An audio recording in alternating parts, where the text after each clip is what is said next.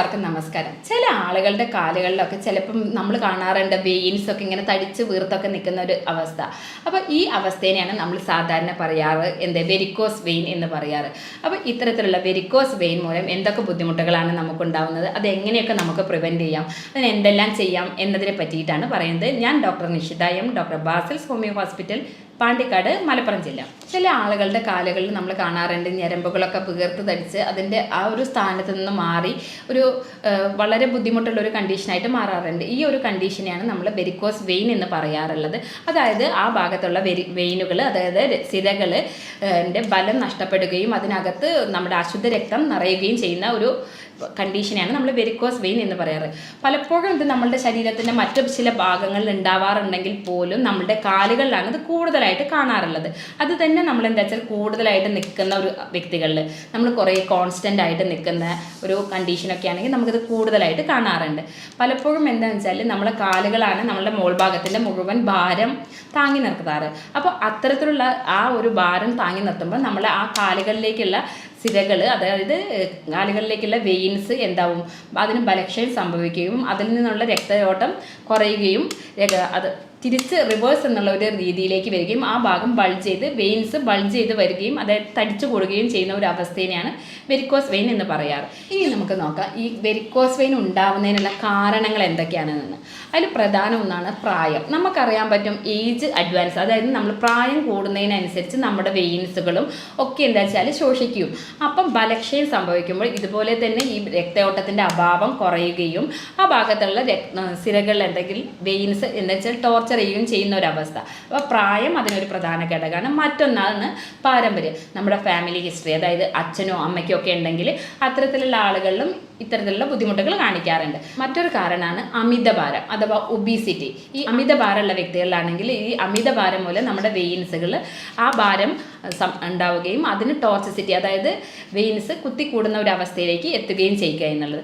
മറ്റൊരു പ്രധാന കാരണം നമ്മൾ ലോങ് സ്റ്റാൻഡിങ് ആയിട്ട് നിൽക്കുക, നമ്മുടെ ചലനക്കുറവ്. നമ്മൾ ഇരിക്കുകയാണെങ്കിൽ കോൺസ്റ്റൻ്റ് ആയി അത്തരത്തിൽ ഇരിക്കുക, അതുപോലെ തന്നെ നമ്മൾ നടക്കുകയാണെങ്കിൽ അല്ലെങ്കിൽ നിന്ന് ചെയ്യുന്ന ഒരു ലോങ് സ്റ്റാൻഡിങ് ജോലിയൊക്കെ ഉള്ള ഒരു വ്യക്തികളാണെങ്കിൽ അവർക്കും ഇത്തരത്തിലുള്ളത് കൂടുതലായിട്ട് കാണാനുള്ള ചാൻസ് ഉണ്ട്. മറ്റൊന്നാണ് ഗർഭധാരണ കാലഘട്ടത്തിൽ. ഗർഭധാരണ കാലത്ത് നമ്മുടെ യൂട്രസിൻ്റെ വലുതാവൽ മൂലം, അതായത് ഗർഭാശയത്തിൻ്റെ ഒരു വളർച്ച, കുഞ്ഞിൻ്റെ ഒരു വളർച്ചയൊക്കെ മൂലം നമ്മുടെ താഴെ ഭാഗത്തേക്കുള്ള വെയിൻസിനെയൊക്കെ അത് കംപ്രസ് ചെയ്യും.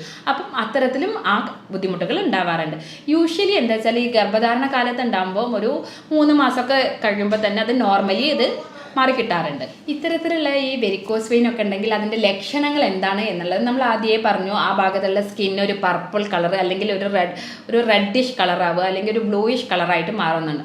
പിന്നെ ആ ഭാഗത്ത് ഭയങ്കര കടച്ചിലുണ്ടാവും, അതുപോലെ തന്നെ പുകച്ചിലോട് കൂടിയിട്ടൊക്കെ ആയിരിക്കും ഉണ്ടാവുക. ചില ആളുകളിൽ ആ ഭാഗത്ത് നമ്മളെ കണങ്കാലിൻ്റെ ഒക്കെ ഭാഗത്തായിട്ട് അൾസറുകളായിട്ട് രൂപപ്പെടാറുണ്ട്. പിന്നെ ആ ഭാഗത്തുള്ള സ്കിന്നിൻ്റെ തിക്നെസ് വളരെ കുറയുക, സഹിക്കാൻ പറ്റാത്ത ലോങ് സ്റ്റാൻഡിങ് ആയിട്ട് നിൽക്കുമ്പോൾ ഈ കാലിന് വേദന, ഇത്തരത്തിലൊക്കെയാണ് ലക്ഷണങ്ങളായിട്ട് കൂടുതൽ കാണിക്കാറുള്ളത്. അതുപോലെ തന്നെയാണ് നമ്മുടെ ആ ഭാഗത്തുള്ള വെയിൻസ് ടോർച്ചറായിട്ട്, അതായത് തിക്നെസ്സോട് കൂടിയിട്ട് ആ ഭാഗത്ത് വെയിൻ ഇങ്ങനെ ബൾജ് ചെയ്ത് നിൽക്കുന്ന ഒരു അവസ്ഥ, നല്ല പെയിൻഫുള്ളോട് കൂടിയിട്ടുള്ള ഒരു കണ്ടീഷനാണ് അത്. ചില ആളുകളിൽ എന്താ വെച്ചാൽ ഈ വെരിക്കോസ് വെയിൻ്റെ ഈ ബൾജൊക്കെ ഉണ്ടാകുമ്പം അത് പൊട്ടിയിട്ട് അതിനകത്ത് നിന്ന് ബ്ലീഡിങ് ഉണ്ടാവാറുണ്ട്. അപ്പോൾ ഇത്രയുമാണ് എന്താ വെച്ചാൽ വെരിക്കോസ് വെയിനിൽ കോമൺ ആയിട്ട് കാണുന്ന ലക്ഷണങ്ങളായിട്ട് പറയാറുള്ളത്. ഇനി നമുക്ക് ഇതൊക്കെ ഉണ്ടെങ്കിൽ തന്നെ ഇതിനെയൊക്കെ എങ്ങനെ പ്രിവെൻറ്റ് ചെയ്യാം, പ്രതിരോധിക്കാം എന്നതിനെ പറ്റിയിട്ടാണ്. ഈ വെരിക്കോസ് വെയിൻ പ്രതിരോധിക്കുന്നതിന് വേണ്ടി നമ്മൾ എന്തൊക്കെയാണ് ചെയ്യേണ്ടത് എന്നുള്ളത്. ഇത്തരത്തിലുള്ള വെരിക്കോസ് വെയിൻ മൂലം നിങ്ങൾക്ക് ബുദ്ധിമുട്ടുണ്ടെങ്കിൽ നമുക്ക് എന്തെല്ലാം ചെയ്തിട്ട് അതിൻ്റെ ഒരു ബുദ്ധിമുട്ടുകൾ നമുക്ക് കുറയ്ക്കാം എന്നതിനെ പറ്റിയിട്ടാണ്. പ്രത്യേകിച്ച് നമ്മൾ ശ്രദ്ധിക്കേണ്ടത് വെച്ചാൽ ശരീരഭാരം നമ്മുടെ BMIക്ക് അനുസരിച്ച് ക്രമീകരിക്കുക എന്നുള്ളതാണ്. മറ്റൊന്ന് റെഗുലറായിട്ട് എക്സസൈസ് ചെയ്യുക. നമ്മളൊരു കൂടുതൽ നേരം നിൽക്കുന്ന ഒരു ജോലി ഒക്കെയുള്ള ഒരു വ്യക്തികളാണെങ്കിൽ നമ്മൾ അല്പനേരം റെസ്റ്റ് ചെയ്തതിന് ശേഷം ജോലി കണ്ടിന്യൂ ചെയ്യുക. അതുപോലെ തന്നെ കോൺസ്റ്റൻ്റ് ആയിട്ട് ഇരിക്കുന്ന ഒരു വ്യക്തികളാണെങ്കിൽ കുറച്ച് നേരത്തിന് ശേഷം ഒന്ന് മൂവ് ചെയ്തതിന് ശേഷം വീണ്ടും ജോലി കണ്ടിന്യൂ ചെയ്യുക എന്നുള്ളത് മറ്റൊരു പ്രധാനമാണ്. ഇനി നമ്മൾ കിടക്കുമ്പോൾ എന്താ വെച്ചാൽ 2 or 3 തലയണകൾ വെച്ചിട്ട് നമ്മുടെ കാലിൻ്റെ ഭാഗം പൊന്തിച്ച് വെക്കുക. അപ്പോൾ അത്തരത്തിൽ പൊന്തിച്ച് വെക്കുമ്പോൾ നമ്മുടെ തലയുടെ ഭാഗത്തിനേക്കാളും കാലിൻ്റെ ഭാഗം പൊന്തിയിരിക്കുമ്പോൾ ആ ഭാഗത്തേക്കുള്ള രക്തയോട്ടത്തിനുള്ള വ്യത്യാസം വരികയും പെയിൻ മൂലമുള്ള ബുദ്ധിമുട്ടുകളൊക്കെ നമുക്ക് കുറയ്ക്കാൻ സാധിക്കുന്നതാണ് ഇത്തരത്തിലുള്ള വെരിക്കോസ് വെയിൻ ഉള്ള വ്യക്തികൾക്ക്. അതുപോലെ നമുക്ക് ചെയ്യാവുന്ന മറ്റൊരു കാര്യമാണെന്ന് വെച്ചാൽ കാലുകൾ ഇടയ്ക്കിടയ്ക്ക് മസാജ് ചെയ്ത് കൊടുക്കുക. നമ്മുടെ ആ കാഫ് മസിൽസ്, അതായത് കാലിൻ്റെ ആ ഭാഗത്തുള്ള മസിൽസൊക്കെ നമ്മൾ ഇടയ്ക്കിടയ്ക്ക് മസാജ് ചെയ്ത് കൊടുക്കുക എന്നുള്ളത് എന്നുള്ളത് നമുക്ക് ചെയ്യാൻ പറ്റുന്ന ഒരു കാര്യമാണ്. അതുപോലെ നമുക്ക് ചെയ്യാവുന്ന മറ്റൊന്നാണ് കംപ്രഷൻ സ്റ്റോക്കിംഗ് എന്ന് പറയുന്നത്. അതായത് നമ്മുടെ കണങ്കാലിൻ്റെ ഭാഗത്ത് 2 കൈയും വെച്ചിട്ട് അവിടുത്തെ മസിൽസിനെ നമ്മളിങ്ങനെ സ്ക്യൂസ് ചെയ്ത് കൊടുക്കുക. അപ്പോൾ ഇത്തരത്തിലുള്ള ചെയ്യുമ്പം നമുക്ക് ഇതുപോലെയുള്ള ബുദ്ധിമുട്ടുകൾ ഒരുപാട് കുറയ്ക്കാൻ സാധിക്കുന്നതാണ്. പിന്നെ ലോങ് സ്റ്റാൻഡിങ് ആയിട്ടൊക്കെ നിന്ന് ജോലി ചെയ്യുന്ന ഒരു വ്യക്തികൾ അല്ലെങ്കിൽ ഒരു വീട്ടമ്മയൊക്കെ ആണെങ്കിൽ നമുക്ക് പെയിനൊക്കെ ഉണ്ടെങ്കിൽ നമ്മളൊരു 10 മിനിറ്റ് നേരം കാല് നീട്ടി വെച്ച് നിവർന്നിരിക്കുക എന്നുള്ളത് ഏറ്റവും പ്രധാനപ്പെട്ട ഒരു മാനേജ്മെൻ്റ് ആണ്. ഇനി നമുക്ക് ഈ വെരിക്കോസ് വെയിൻ ഒക്കെ ഉണ്ടെങ്കിൽ നമ്മൾക്ക് ഇത് എങ്ങനെ ഫൈൻഡ് ഔട്ട് ചെയ്യാമെന്ന് വെച്ചാൽ ഡോപ്ലർ സ്കാനിന് വെയിൻസിൻ്റെ ഡോപ്ലർ സ്കാൻ വഴി നമുക്കിത് മനസ്സിലാക്കാൻ സാധ്യമാവുന്നതാണ്. അതുപോലെ തന്നെ നമുക്ക് പേഷ്യൻസിൻ്റെ സിംറ്റമാറ്റിക് ഹിസ്റ്ററി വഴി തന്നെ നമുക്ക് ആദ്യം ഇത് മനസ്സിലാക്കിയെടുക്കാൻ പറ്റുന്നതാണ്. ഇനി ഇത്തരത്തിലൊരു വെരിക്കോസ് വെയിൻ ഒക്കെ ഉണ്ടെങ്കിൽ നമുക്ക് വീട്ടിൽ വെച്ച് ചെയ്യാവുന്ന ചില കാര്യങ്ങളെ പറ്റിയിട്ടാണ് പറയുന്നത്. വീട്ടിൽ ചെയ്യാൻ പറ്റുന്ന ഹോം റെമഡീസിനെ പറ്റിയിട്ടാണ്. കറ്റാർവാഴയുടെ ജെല്ലെടുത്തിട്ട് നമുക്ക് ഈ വെരിക്കോസ് വെയിനുള്ള ഏരിയയിൽ നമുക്ക് അപ്ലൈ ചെയ്ത് കൊടുക്കുന്നത് അതിൻ്റെ സ്കിന്നിൻ്റെ തിക്നെസ്സും അതുപോലെ തന്നെ പെയിനൊക്കെ കുറയ്ക്കാൻ വേണ്ടി സഹായിക്കുന്നതാണ്.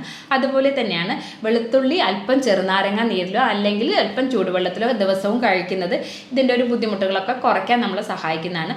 അതേപോലെ വെളുത്തുള്ളി നീരും അതുപോലെ തന്നെ 1 ടീസ്പൂൺ തേനും കൂടെ സമം ചേർത്തിട്ട് നമ്മുടെ ഈ വെയിൻ ടോർച്ചറായിട്ടുള്ള ഭാഗങ്ങളിലൊക്കെ അപ്ലൈ ചെയ്യുന്നത് അതിൻ്റെ ഒരു പുകച്ചിൽ അത്തരത്തിലുള്ള ഒരു ബുദ്ധിമുട്ടുകളൊക്കെ കുറയ്ക്കാൻ വേണ്ടി നമ്മെ സഹായിക്കുന്നതാണ്. അതുപോലെ തന്നെ നമുക്ക് ചെയ്യാവുന്ന മറ്റൊരു കാര്യമാണ് 2 പച്ചത്തക്കാളിയും 1 ടീസ്പൂണ് തേനും കൂടെ ദിവസവും രാവിലെ വെറും വയറ്റിൽ കഴിക്കുന്നത് ഇത്തരത്തിലുള്ള ബുദ്ധിമുട്ടുകൾ കുറയ്ക്കാൻ സഹായിക്കുന്നതാണ്. ഇനി ഞാനൊരു ഹോമിയോപ്പതിക് ഡോക്ടറാണ്. അപ്പോൾ ഹോമിയോപ്പതിക് വേ ഓഫ് മാനേജ്മെൻറ്റ് എങ്ങനെയാണെന്ന് വെച്ചാൽ നമുക്ക് ഹോമിയോപ്പതിയിൽ വെരിക്കോസ് വെയിന് വളരെ നല്ലൊരു ട്രീറ്റ്മെൻറ്റ് അവൈലബിൾ ആണ്. നമുക്ക് പേഷ്യൻസിൻ്റെ രോഗത്തിൻ്റെ ലക്ഷണങ്ങളും രോഗിയുടെ ലക്ഷണങ്ങളൊക്കെ നമ്മൾ നോക്കിയിട്ട് വളരെ കൃത്യമായിട്ട് തന്നെ യാതൊരു പാർശ്വഫലങ്ങളും ഇല്ലാത്ത ഹോമിയോപ്പതിക് മെഡിസിൻ വളരെ സേഫായിട്ട് തന്നെ ഏതൊരു പ്രായക്കാർക്കും ഉപയോഗിക്കാവുന്നതാണ്. നമ്മളത് റെപ്പട്രൈസേഷൻ എന്നുള്ളൊരു മെത്തേഡ് വഴി ജർമ്മൻ നിർമ്മിതമായ മെഡിസിൻസ് ആണ് നമ്മൾ പേഷ്യൻസിന് കൊടുക്കുന്നത്. അതുകൊണ്ട് തന്നെ അവർക്ക് ഇതൊരു ശാശ്വതമായ ഒരു പരിഹാരം ലഭ്യമാവുന്നതാണ്. അപ്പം ഇത്തരത്തിലൊരു ബുദ്ധിമുട്ട് നിങ്ങൾക്കുണ്ടെങ്കിൽ നിങ്ങൾക്ക് എന്നെ കോൺടാക്ട് ചെയ്യാവുന്നതാണ്. ഞാൻ doctor Nishitha M, doctor Basil's homeo hospital, Pandikkad, Malappuram ജില്ല.